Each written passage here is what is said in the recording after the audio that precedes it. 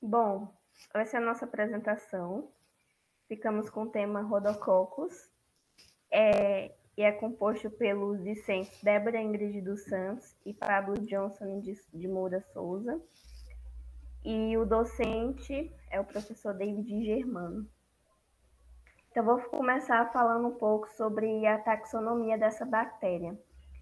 Ela é da família Nocardiaceae, do gênero Rhodococcus, e ela é muito similar a muitas outras espécies, de modo que ela já foi confundida, né? Como, por exemplo, a Corynebacterium equi, a Mycobacterium, por conta que o comportamento dela, a forma dela é muito parecida com essas outras bactérias. E o nome Rhodococcus equi, ela é de origem grega e ela significa esferas rosadas de equino. Agora falando um pouco sobre a morfologia bacteriana e as características da colônia e forma de coloração. Então, a Rhodococcus equi, ela é um cocobacilo pleomorfo, fortemente gram-positivo, e em meio de crescimento sólido, ela geralmente é predominantemente cocoides. E ela pode ser fracamente ácido resistente em ambas as técnicas de Gill-Nielsen e King-Wu.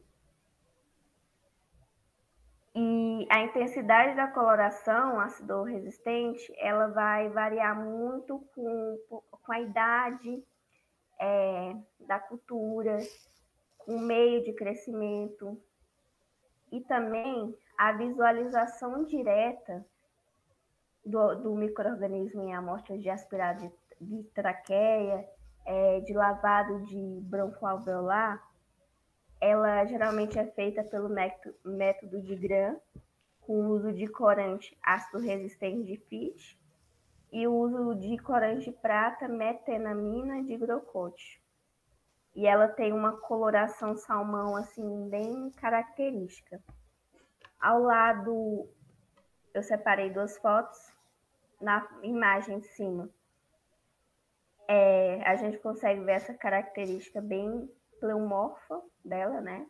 Uma forma bem sem forma. E aí embaixo a gente consegue ver essa bactéria corada com os métodos de coloração. Agora falando um pouco sobre o cultivo bacteriano. Então, a Rhodococcus, ela é uma bactéria aeróbica obrigatória, ou seja, ela precisa obrigatoriamente de oxigênio para poder crescer. E ela se multiplica facilmente em crescimentos não seletivos, como, por exemplo, a Agarsogia tripiticase com 5% de sangue ovino. E ela também cresce em temperaturas de 35 graus Celsius a 37 graus. E as colônias elas vão aparecer geralmente após 24 horas.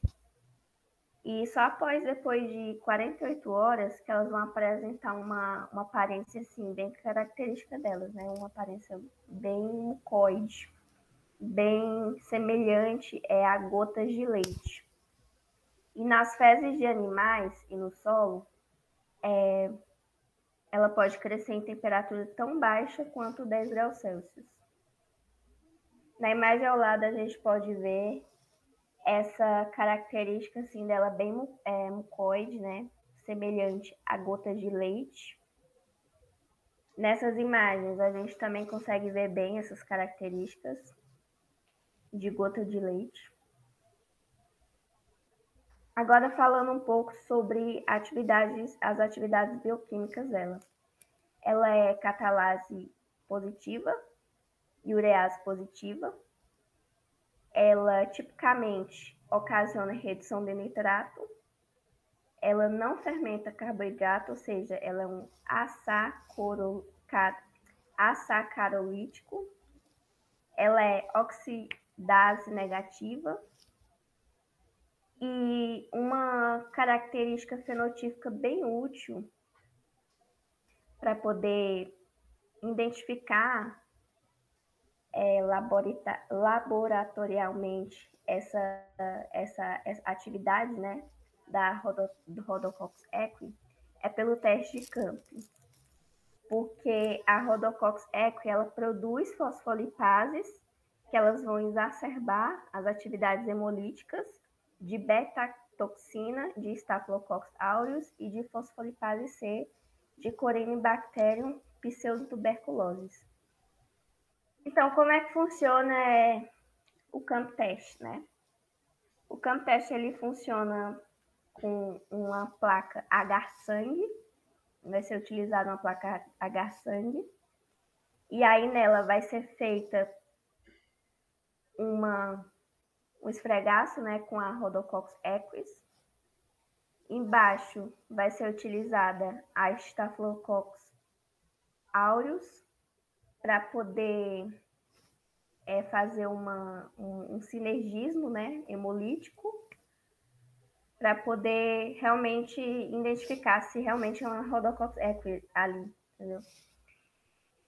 E em cima vai ser colocado a bactéria, o esfregaço da bactéria que vai ser testada, né? E se houver realmente a presença de uma Coryneo pseudotuberculose ali, ela vai apresentar um sinergismo hemolítico, ou seja, ela vai aparecer um halo. Aí a presença desse halo significa que realmente é uma Coryneo pseudotuberculose ali.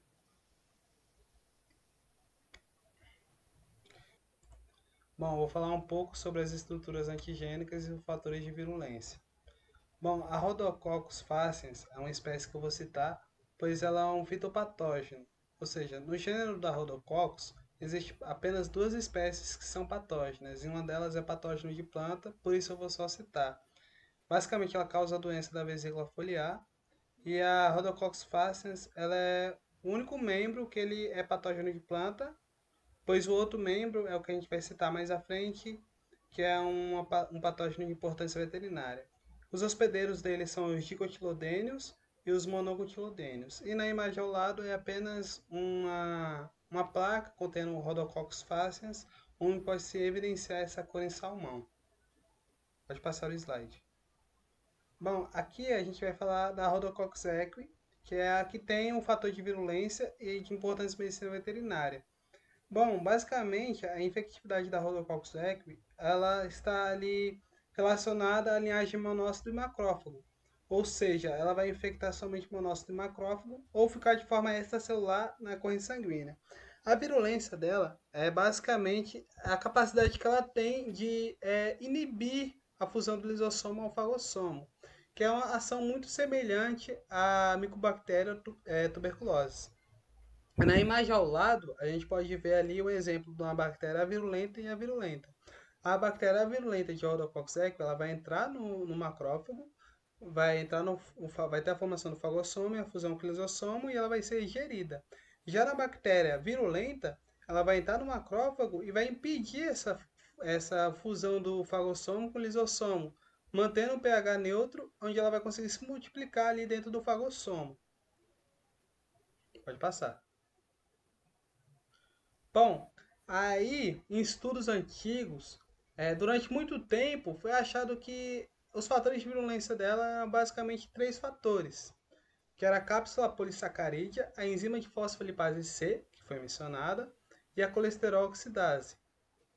Bom, a cápsula polissacarídea, com estudos mais recentes, foi evidenciada que ela basicamente tem pouca relevância ali na virulência. Ela basicamente vai servir apenas para que a bactéria consiga sobreviver no meio ambiente. Já a enzima fosfolipase C, ela vai, mesmo em bactérias consideradas avirulentas, ela vai secretar essa enzima. Ou seja, não está relacionada com as bactérias virulentas. E o colesterol oxidase, basicamente, mesmo em bactérias virulentas, quando você tira a colesterol oxidase, ela continua expressando o mesmo fator de virulência. Pode passar. Bom, basicamente, em um teste onde foi colhido soros de potros que estavam com sintomas de tuberculose, foi evidenciado anticorpos por um antígeno proteico de mais ou menos 15 a 17 kilodaltons. Esse antígeno proteico, mais para frente, foi denominado como VAP. E aí entra o sistema de VAP-A, que basicamente se trata ali o fator de virulência da Rhodococcus. E aí, depois mais para frente, em novos estudos, foi evidenciado que esse fator de virulência, esse VAP, ele está dentro de plasmídeos, que pode estar separado em grupos de plasmídeos com tamanhos de VAP diferente.